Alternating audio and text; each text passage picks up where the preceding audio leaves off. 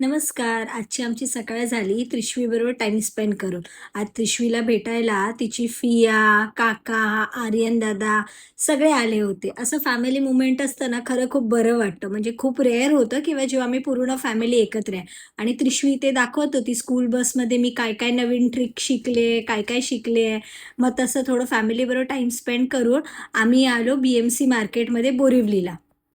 थोडंसं डेकोरेशनचं काल सामान बाकी होतं, ते घेऊन आम्ही आलो पहिलं महावीरनगरच्या सलूनला.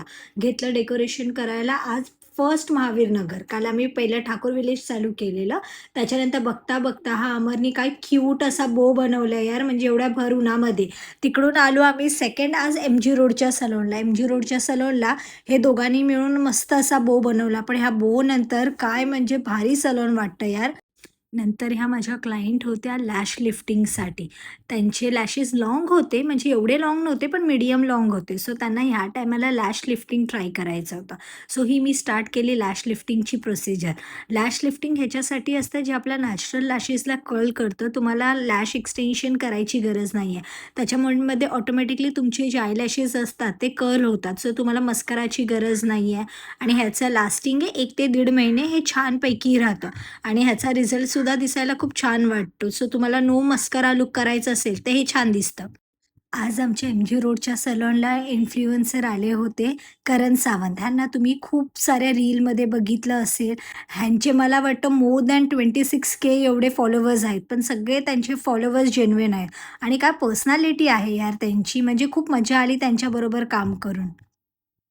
आणि हे रेडी झालं आमचं एम-जी रोडचं सलॉन. किती क्यूट वाटतंय ना आतून.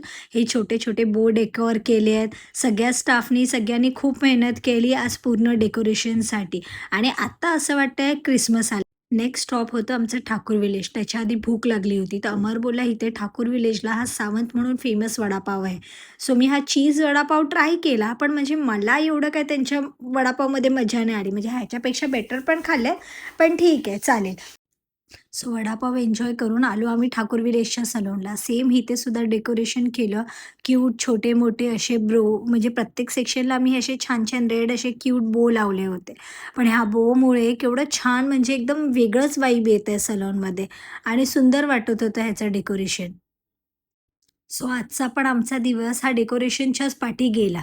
बॅक टू बॅक 2 दिवसापासून आम्ही डेकोरेशन करतोय. बापरे! एकदाचं काय ते क्रिसमस डेकोरेशन संपलं.